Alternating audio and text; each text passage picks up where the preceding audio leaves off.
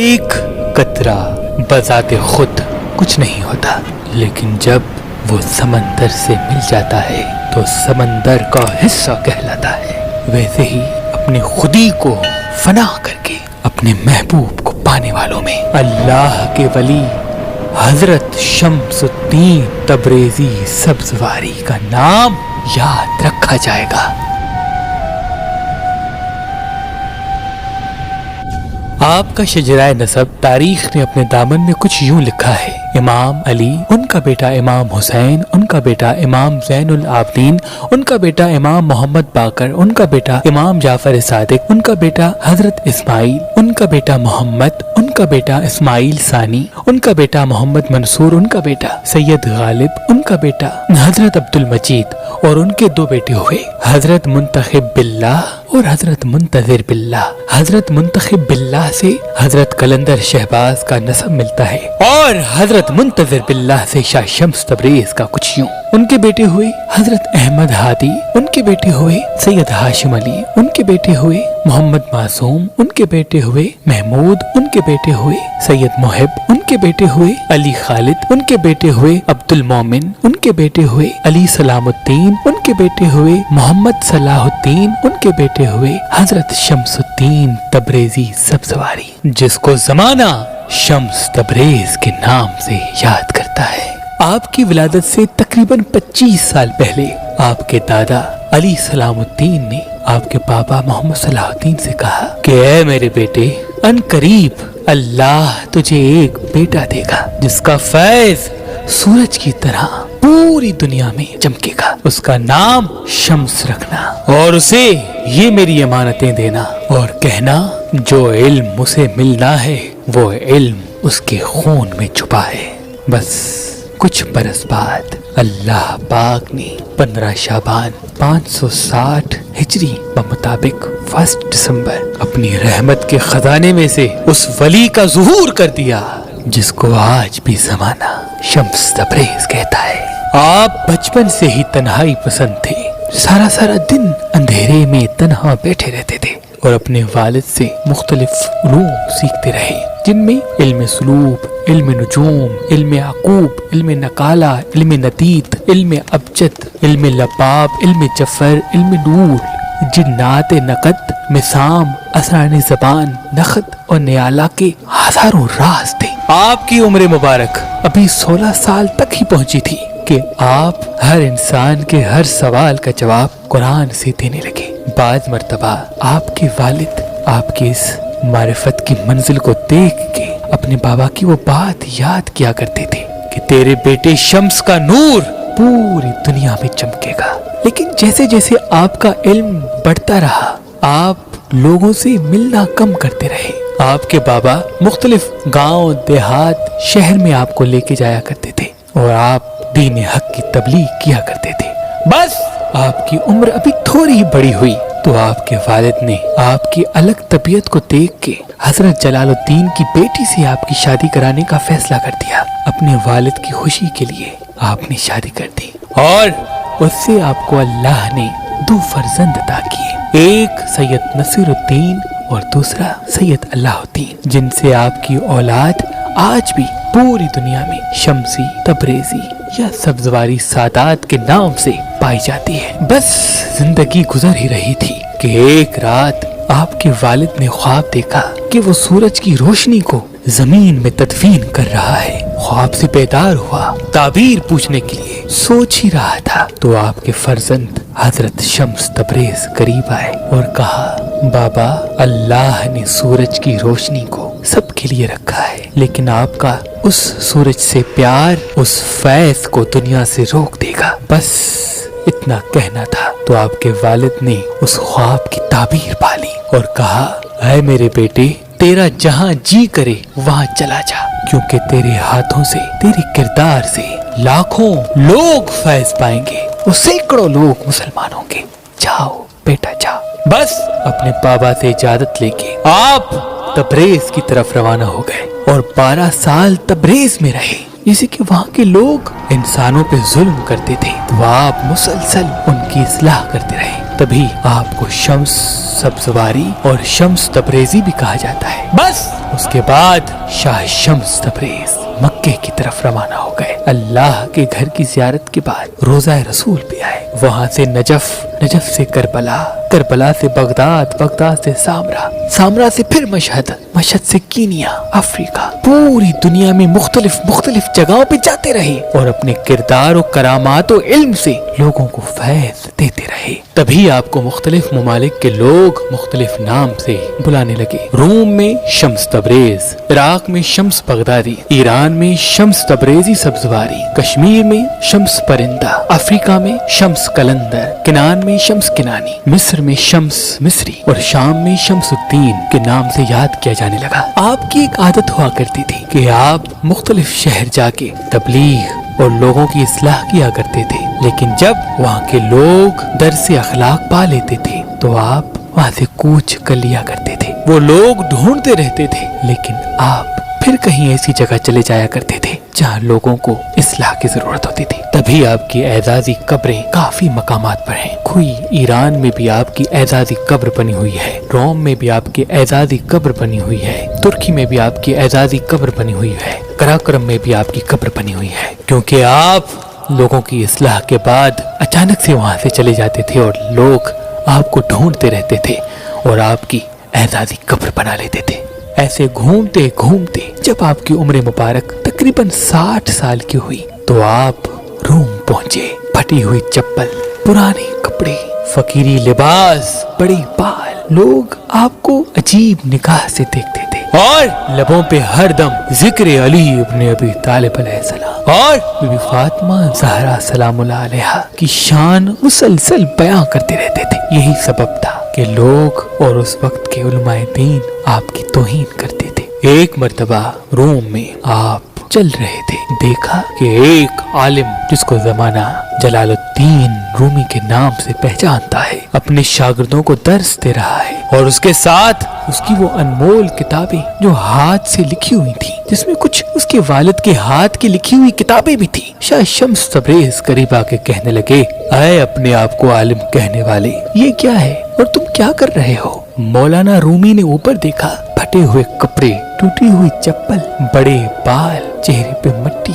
जब इस हाल को देखा तो कहा, बाबा कहीं और जाओ, मैं बच्चों को पढ़ा रहा हूँ और ये तुम्हारे समझ से बालातर बातें हैं, जाओ जाओ यहाँ से जाओ। बस ये कहना था तो शाह शम्स तबरेज ने देख के उन पूरी किताबों को साथ में नदी थी उसमें फेंक दिया। फेंकने के बाद मौलाना रूमी परेशान हो गए, अपने हाथ सर पे रख के कहने लगे, क्या है बाबा, तुमने ये क्या कर दिया? तुमने गजब कर दिया। इतनी अनमोल किताबें मेरे दादा मेरे बाबा ने इतनी मुश्किलात से लिखी, वो सारी तुमने नदी में फेंक दी, ये तुमने क्या किया?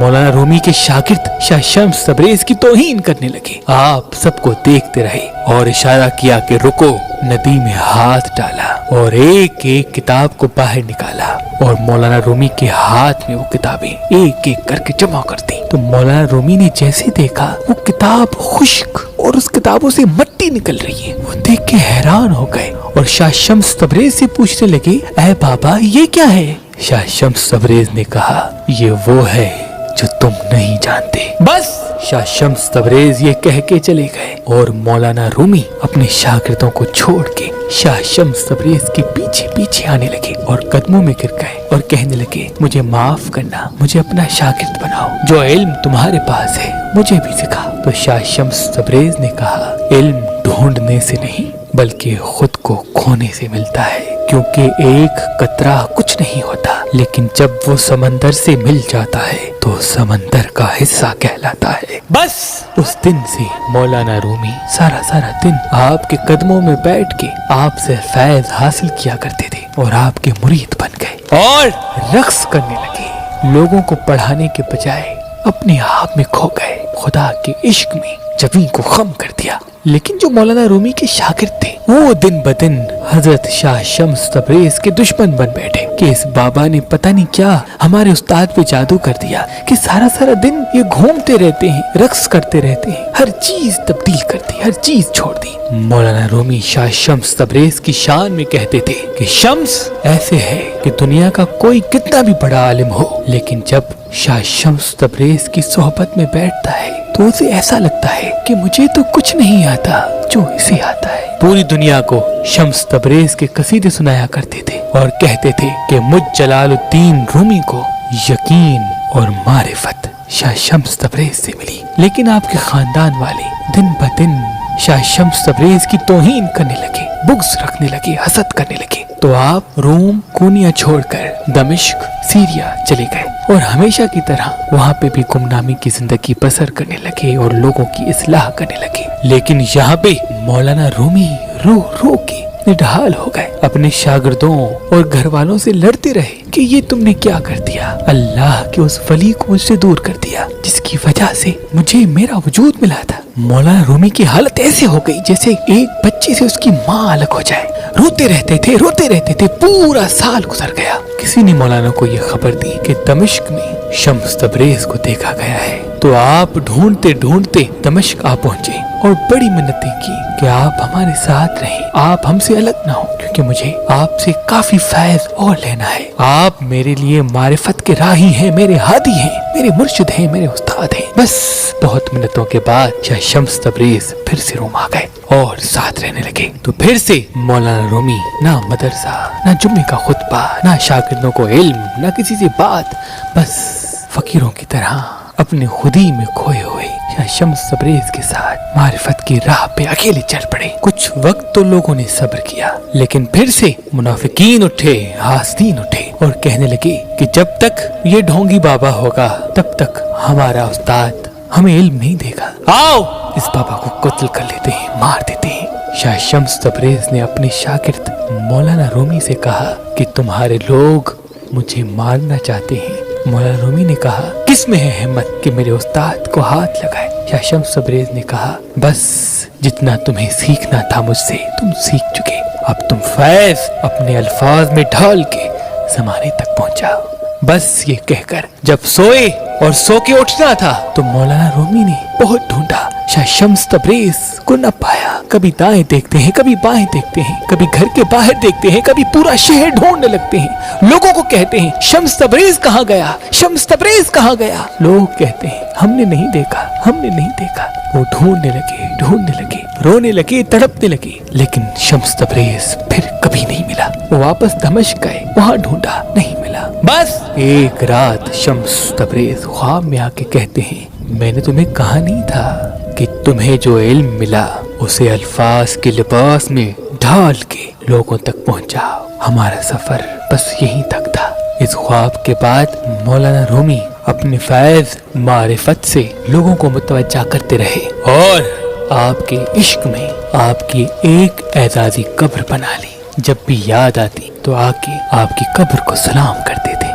और शाह शम्स तबरेज वहां से इमाम अली के रोजे पे आके एक फकीर की तरह बैठ के जिंदगी बसर करने लगे। कभी किसी गांव, कभी किसी गांव, कभी किसी शहर जाते थे, लोगों की इस्लाह करके फिर से रोजा इमाम अली पे आके बैठ जाते थे। बस एक मर्तबा आप इमाम मूसा काज़िम अलैहिस्सलाम के रोजे की ज़ियारत के लिए बगदाद गए तो बगदाद का बादशाह रास्ते से जा रहा था। सब अपने सर को झुका के खड़े थे, लेकिन शाह शम्स तबरेज बारोब उस बादशाह के चेहरे को देख रहे थे। बादशाह को ये बात पसंद नहीं आई। उसने कहा ये फकीर कौन है? लोगों ने कहा पता नहीं, ऐसे ही कोई फकीर है आया है। उसने शाह शम्स तबरेज को कैद करा के अपने महल बुलाया और तौहीन की, बहुत कुछ कहा। शाह शम्स तबरेज सिर्फ देखते रहे। बहुत तौहीन के बाद अपने महल से निकाल दिया। बस शाह शम्स तबरेज का बगदाद से नजफ की तरफ जाना था कि इतनी देर में उस बादशाह का बेटा मर गया। बेटे का मरना था तो लोगों में ये चर्चा शुरू हो गया कि शायद उस फकीर की बद्दुआ लगी है जिसको बादशाह इतना बुरा भला कह रहा था। उसने कुछ भी नहीं कहा। बादशाह को इस बात का एहसास हुआ। उसने अपने सिपाहियों से कहा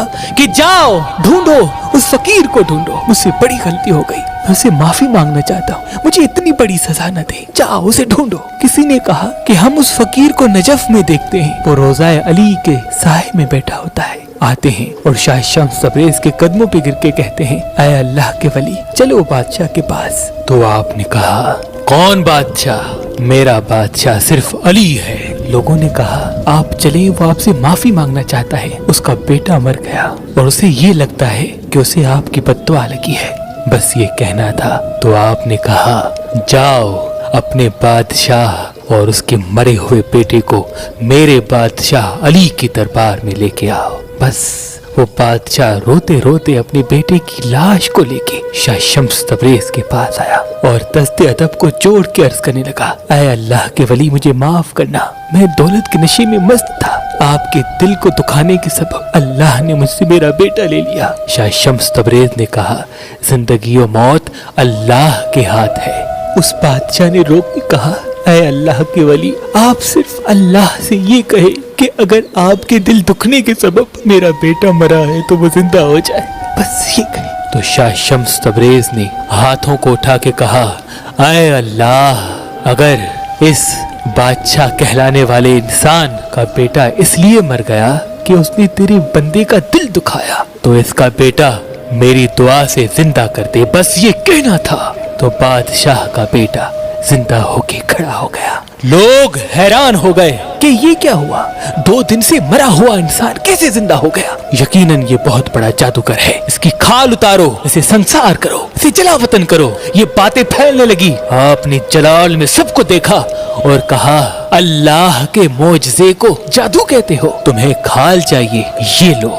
बस अपने हाथों से अपने बालों को पकड़ा और खींच के अपनी खाल उतार के उसके कदमों में फेंक दी। सब देखते रहे और आप बगदाद से हिंदुस्तान की तरफ रवाना हो गए। इस मोजज़े के बाद वो जो बेटा जिंदा हुआ था, उसने अपने बाबा से कहा कि मेरी जिंदगी शम्स तबरेज की दुआ का सदका है, आज के बाद मैं इनका गुलाम बन के रहूंगा। तो बस आपके साथ एक आपका बेटा नसीरुद्दीन और दूसरा वो शहजादा मोहम्मद चलते रहे। दरियाए जनाब से होते होते मुल्तान आ पहुंचे। मुल्तान का तारीखी पस मंजर कुछ यूं है कि ये शहर सदियों से आबाद है। हजारों साल पहले एक कौम जिसका नाम माली था यहाँ आके रहने लगे।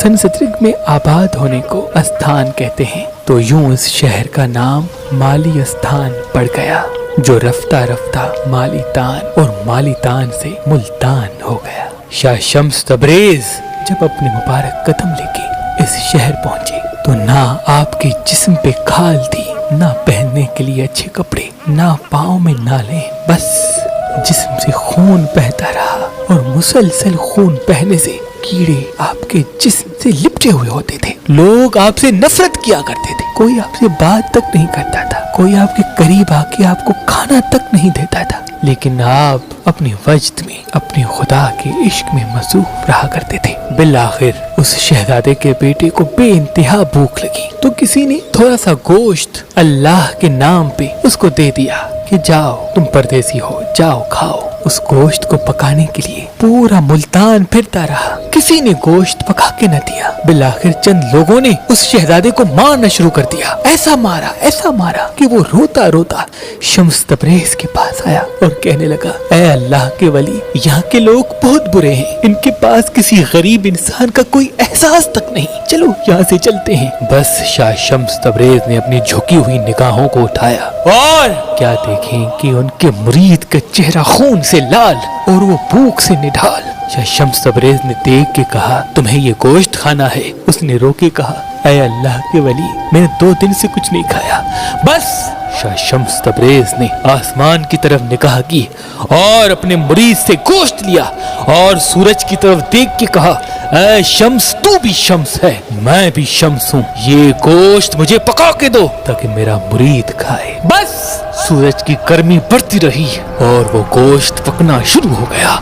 मुल्तान में क़यामत बर्पा हो गई। लोग इधर उधर भागने लगे कि ये क्या हो गया। सब भाग रहे हैं और शाह शम्स तबरेज उस गर्मी में गोश्त पका रहे हैं। बस जब इस मंजर को वहाँ के लोगों ने देखा तो आके कदमों पे गिर गए और कहा कि ऐ अल्लाह के वली, हमें माफ कर दो, हम इस गर्मी में मर जाएंगे, आज के बाद हम किसी गरीब को कमतर नहीं समझेंगे।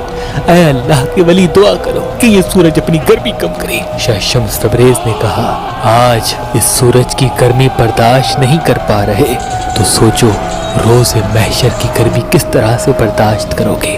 अल्लाह की मखलूक का एहसास करो, अल्लाह की मखलूक को कभी कम न समझो, क्योंकि अल्लाह अपनी मखलूक से बहुत प्यार करता है। बस आपने दुआ की और सूरज की गर्मी फिर से कम होती गई। लोग आपकी जियारत के लिए दूर दूर से आते रहे, आपके कदम चूमने लगे और आपके फर्जंद नसीरुद्दीन और उस शहजादे के बेटे ने बताया कि ये शम्स तबरेज है, मौलाना रूमी का उस्ताद, सब्जवार का सैयद, आले रसूल आले अली है। आपके जिस्म पे खाल ना होने की वजह से आपके जिस्म का खून इतना बह चुका था कि चंद ही अयाम में आप दारुल फना से दारुल बका की तरफ कूच कर गए। लेकिन आपके बेटे नसीरुद्दीन ने जो इल्मी बातें आप लोगों को बताया करते थे, इल्मे नुजूम, इल्मे जफर, इल्मे नखत के वो राज जो जमाने को सिखाते थे, वो अक्सर करके तहरीर किया करते थे। और वो जो पत्थर